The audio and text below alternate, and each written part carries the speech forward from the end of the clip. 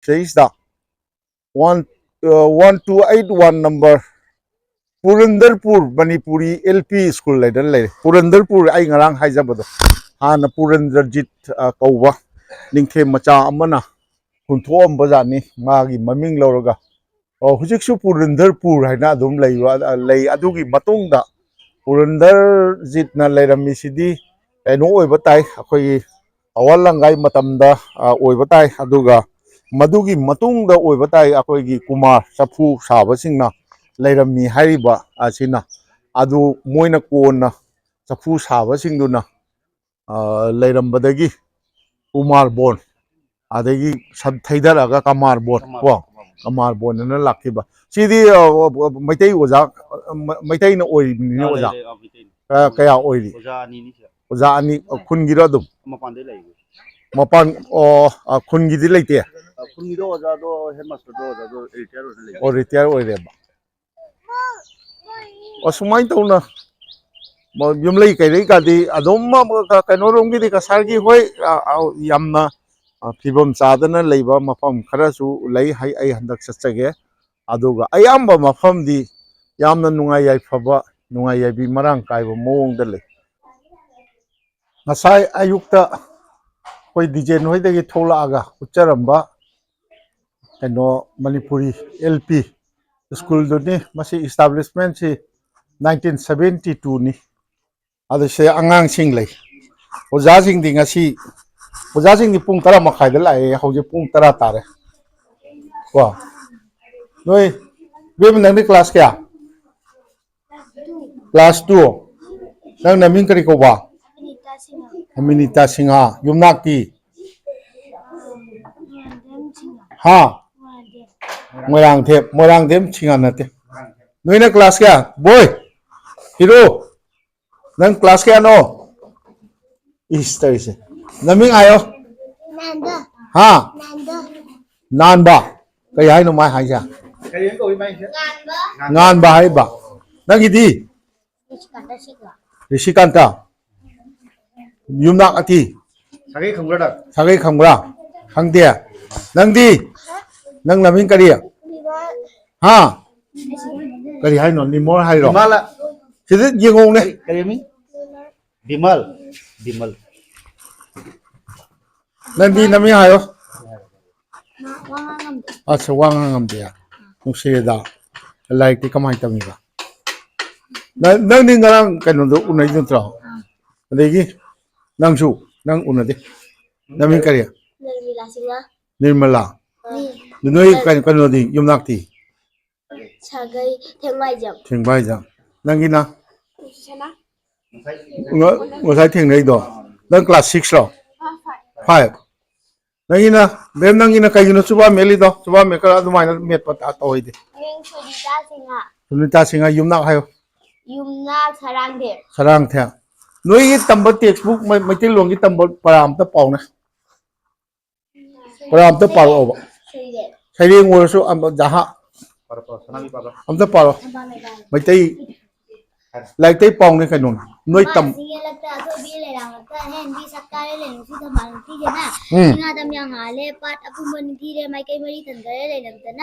isang sangba thamnarata sangwanaba laijadakta nuksina humbada harau jogoi sare ujabada ningthibadu khoyangle khoi muko pai pai dunang rang nganglare khoi muko je tabada palle tabandaka toina harau na saragwe karam bajagoi sabina ngamgadage saba asung ningthiba jagoi masa asi ha thababa muida nangi masang ningthiba mangi gidabo damlaklaga warga nu lenungsi sasagi hauna bini sangsarsi phanglagadabani nangi dosa jani thai jamya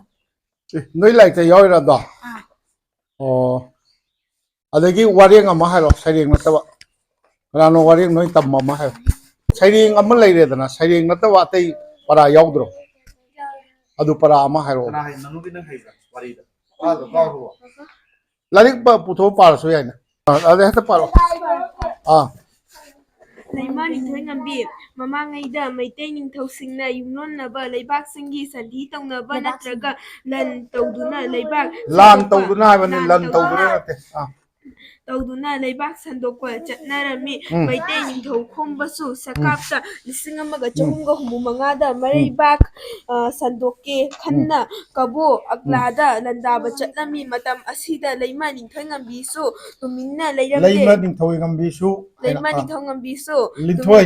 ꯅꯤꯡꯊꯧꯉꯝꯕꯤꯁꯨ ꯇꯨꯃꯤꯟꯅ ꯂꯩꯔꯝꯗꯦ ꯅꯤꯡꯊꯧ ꯂꯩꯇ꯭ꯔꯤꯉꯩꯗ ꯅꯤꯡꯊꯧ ꯑꯃꯅ ꯇꯧꯒꯗꯕ ꯊꯕꯛ ꯄꯨꯝꯅꯃꯛ ꯄꯥꯏꯈꯠꯂꯝꯃꯤ ꯇꯟꯖꯥꯁꯤꯗ ꯇꯨꯏꯁꯦꯜ ꯇꯥꯡꯈꯨꯜꯁꯤꯡꯅ ꯃꯩꯗꯤꯡꯉꯨ ꯅꯤꯡꯊꯧꯈꯣꯝꯕ ꯂꯩꯇꯕꯒꯤ ꯈꯨꯗꯣꯡꯆꯥꯕ ꯂꯧꯗꯨꯅ ꯀꯪꯂꯥꯗ ꯂꯥꯟꯗꯥꯔꯛꯈꯤ ꯌꯥꯔꯦ ꯀꯅꯥꯅ ꯏꯕꯅꯣ ꯌꯦꯡꯒꯦ ꯃꯈꯨꯝꯗꯣ ꯍꯥꯡꯗꯣ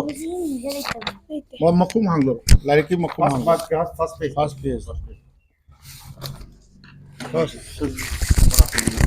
ꯊꯥꯖꯤꯟꯈ꯭ꯔꯦꯅꯦ ꯅꯠꯇꯦ ꯍꯥꯡꯗꯣꯛ ꯌꯥꯅꯤ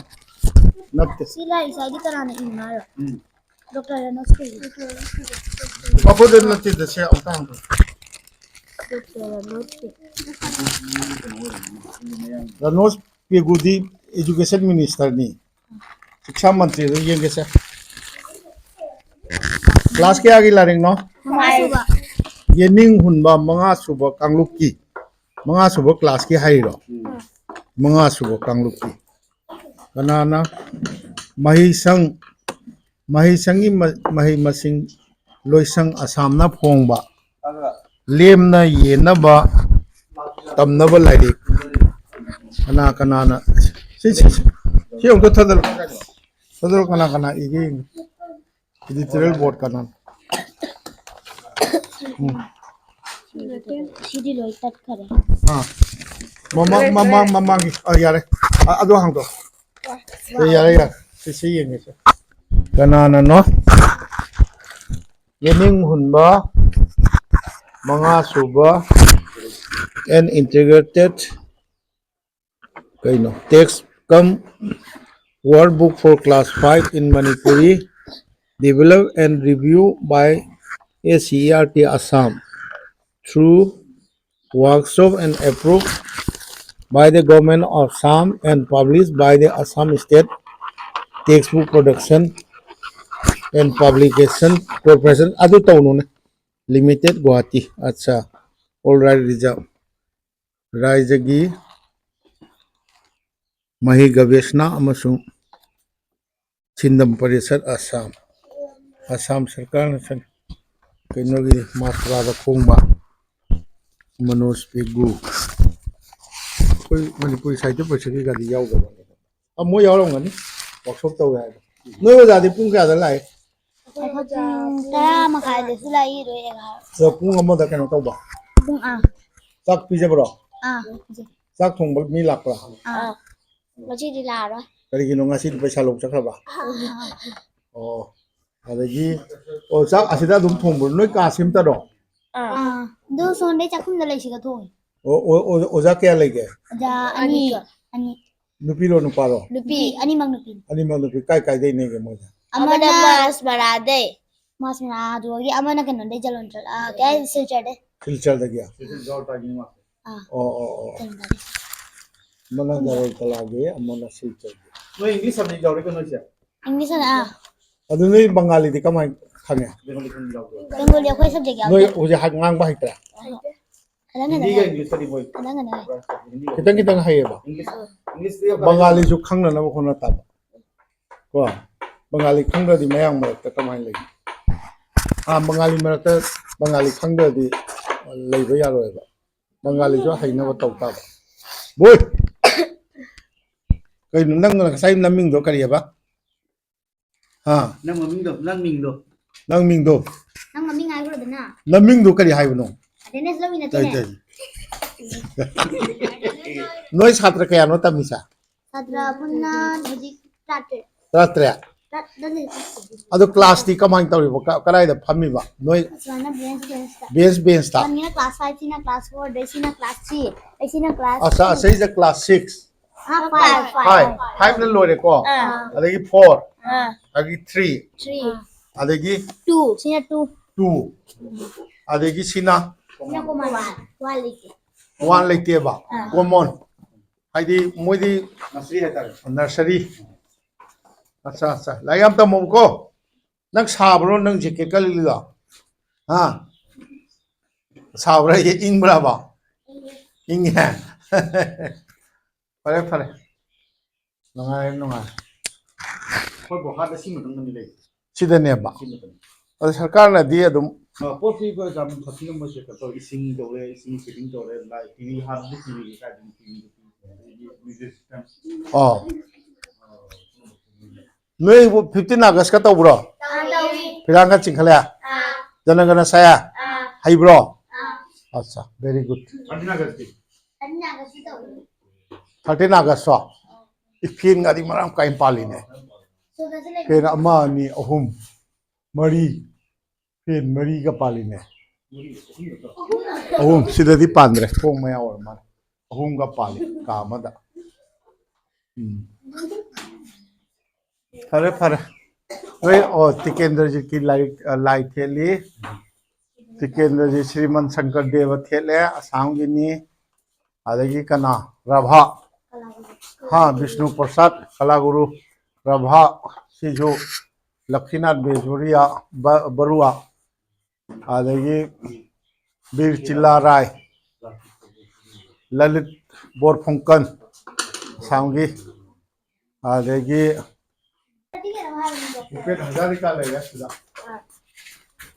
उपेन हजारिका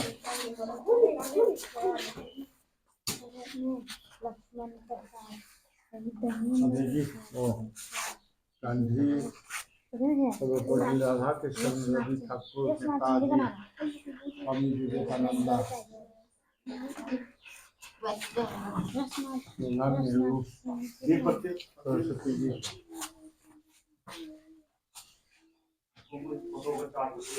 खंगरे नो सरदार वल्लभ भाई पटेल नत्रो हाँ सरदार वल्लभ भाई पटेल नत्रो चुमबा आयरन मैन ऑफ इंडिया हायरगा खंगना बतो अच्छा स्कूल मैनेजमेंट कमिटी अमसु लेने खुन्ना पुबा अच्छा teacher K S Memcha Braj Kumar Singh Renuka Singh alumni association सिदगी हौगिबगा सु लेरेने नि ओइखराबको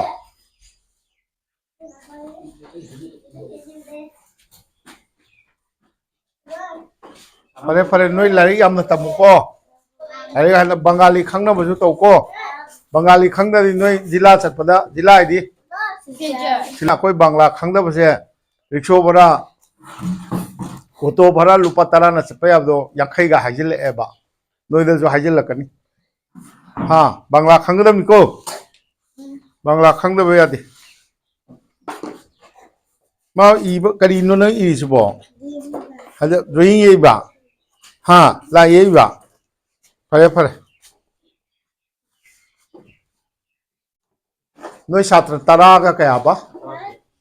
तरा तरे फरे करी करी पिजै पिजबदा ngasi पिजा रो पैसा लौ चक्रेबा मोय फरे फरे सिनी अखोइगे कमारबोन की मणिपुरी एलपी स्कूल 1972 दा लिंखतबा